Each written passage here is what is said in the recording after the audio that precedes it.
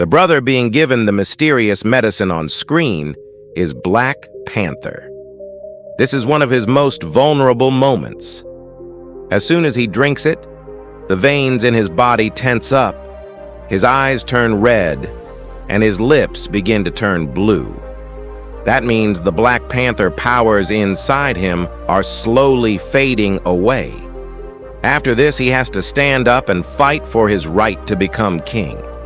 And the reason behind this royal battle is actually pretty interesting. The country these people live in is called Wakanda. It is the richest country in the world, home to vast deposits of vibranium, an incredibly valuable metal worth far more than gold. In other words, whoever becomes the King of Wakanda essentially becomes one of the richest people on Earth. The story of vibranium goes back millions of years. A vibranium meteorite fell from space onto this massive region of Africa. It didn't just change the land and its environment, it completely transformed the lives of the people living there. Over time, 5 different tribes were formed. For years, these powerful tribes fought among themselves for control of the vibranium. Then one day, a warrior arrived who was incredibly lucky. He encountered the Panther goddess, who showed him a mysterious plant shaped like a heart. The warrior pulled out the purple-colored herb and ate it. The moment he did, an incredible power surged through his entire body, making him far stronger than an ordinary human. And just like that, he became the first king of Wakanda and the very first Black Panther. 4 of the 5 tribes accepted his rule, but one tribe, the people living in the snowy mountains, refused to submit.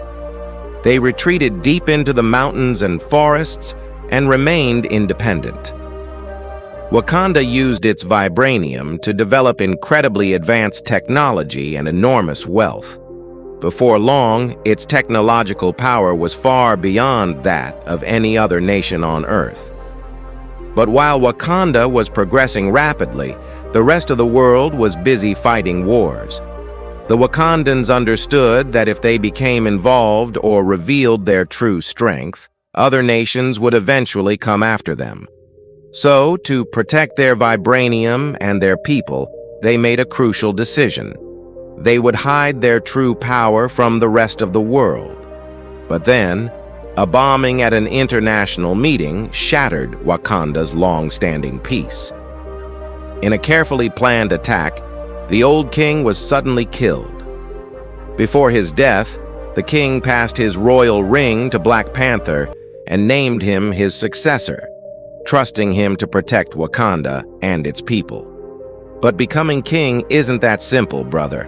According to Wakandan tradition, he first has to drink the mysterious medicine that removes his Black Panther powers and turns him back into an ordinary human.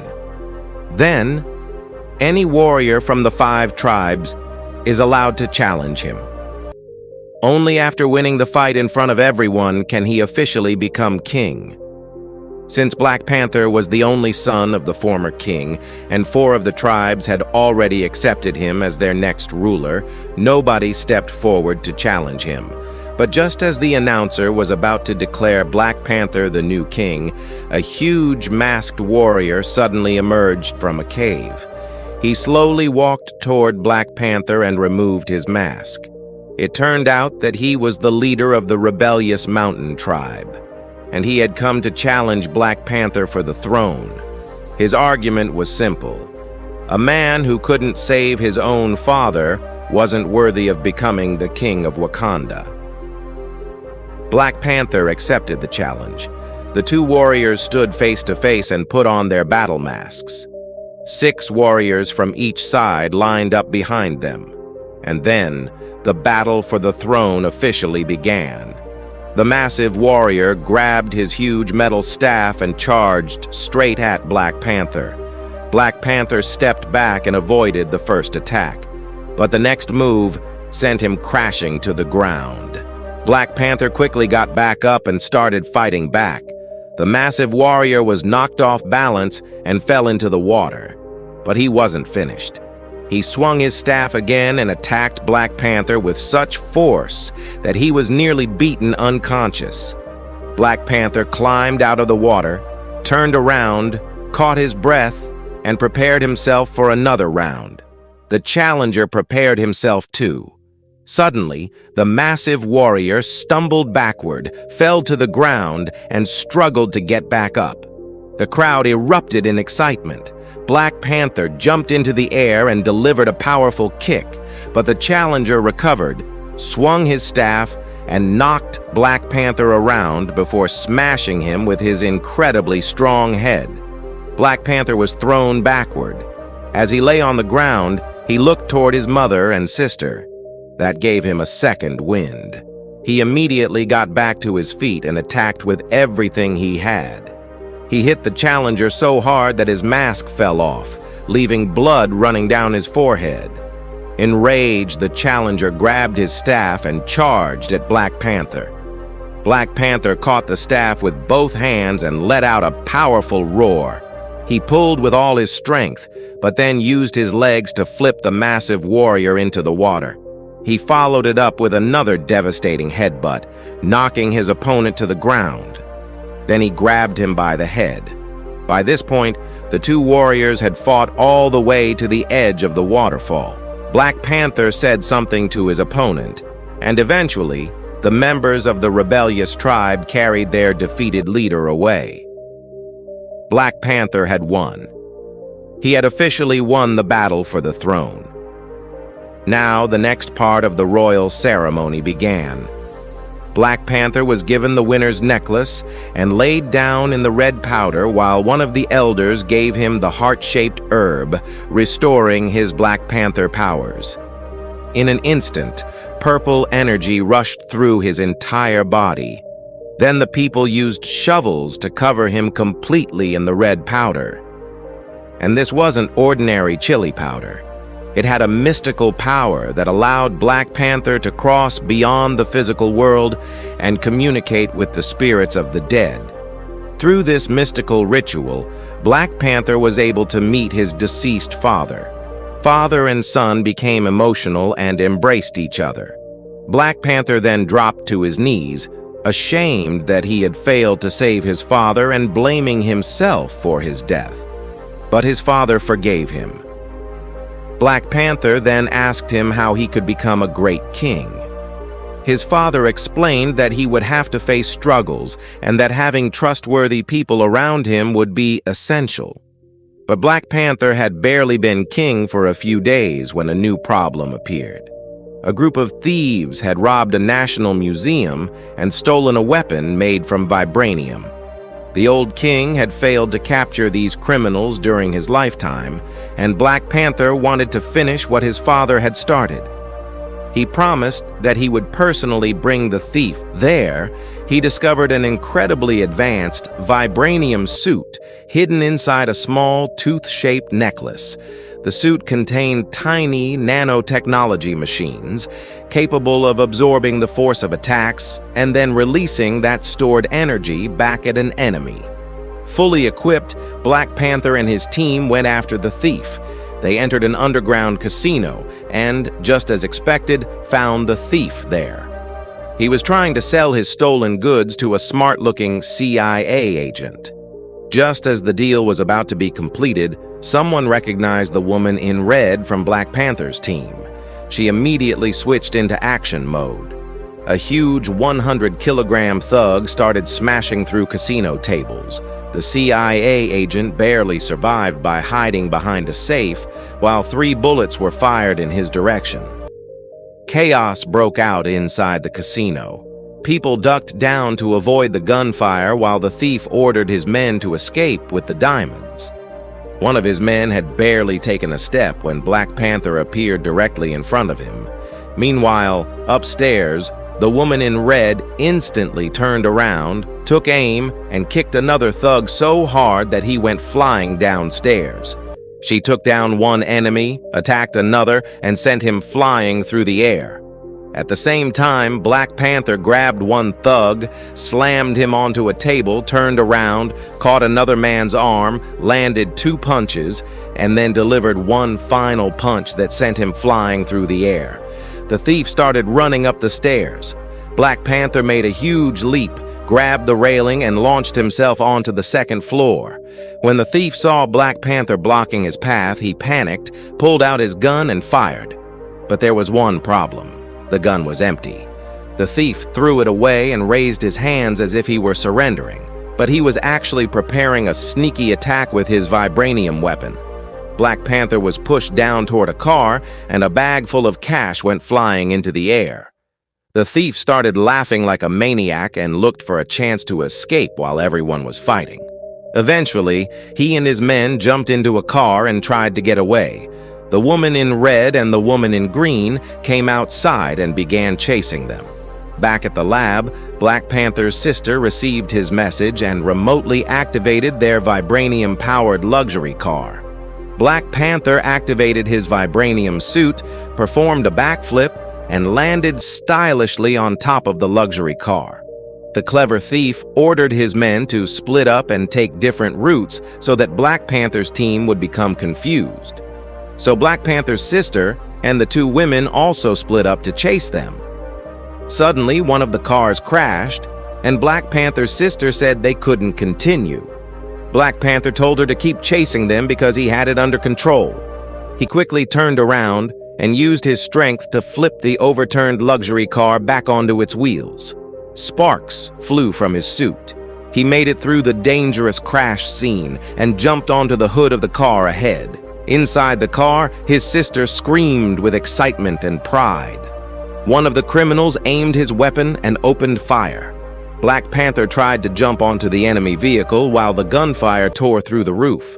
The terrified driver jumped out and ran away.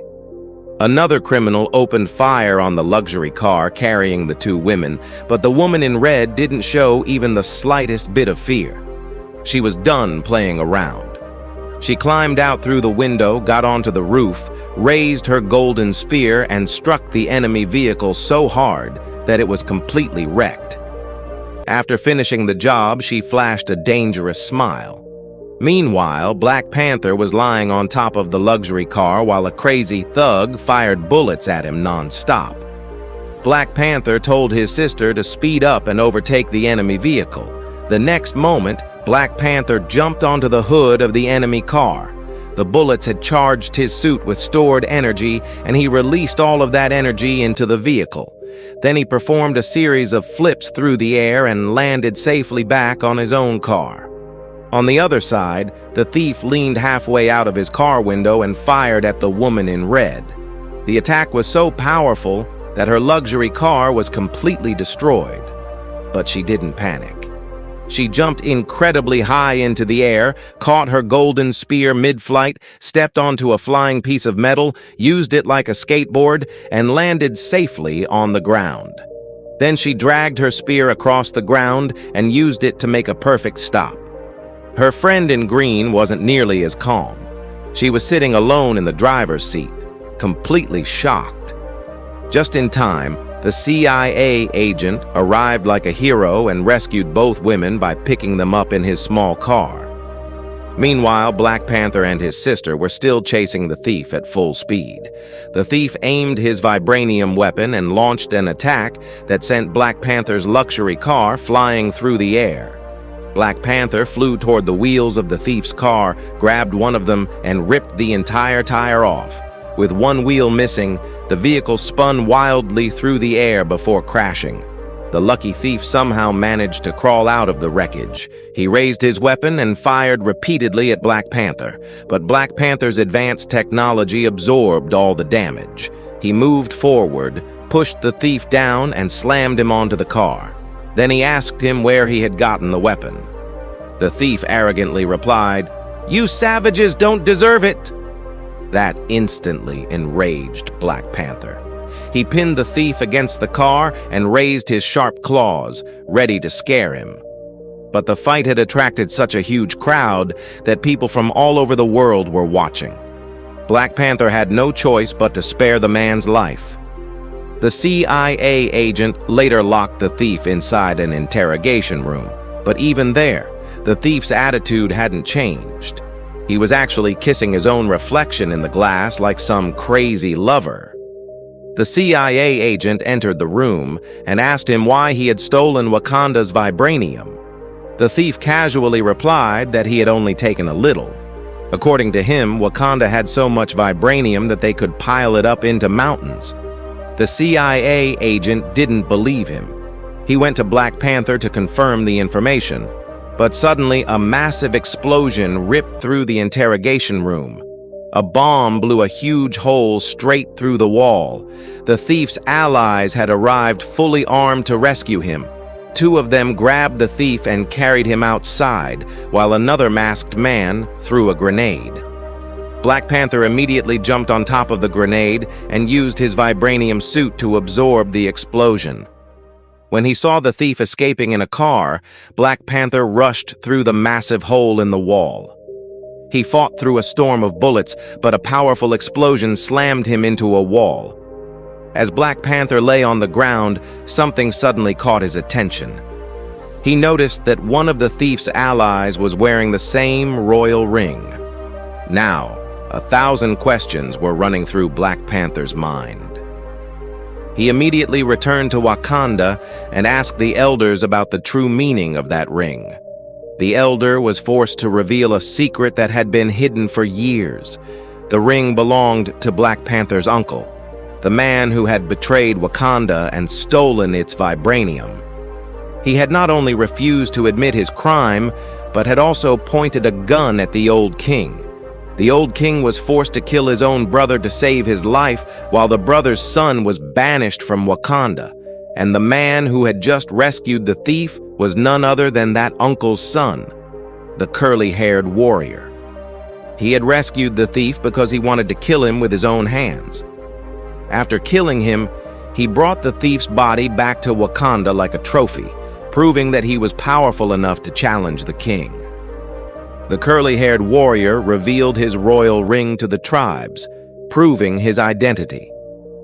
As a descendant of the royal bloodline, he directly challenged Black Panther for the throne. Black Panther accepted the challenge. Once again, the battle for the throne would take place at the same waterfall. As soon as the elder gave the signal, the curly-haired warrior swung his massive sword, and this time, the real battle for the throne was about to begin.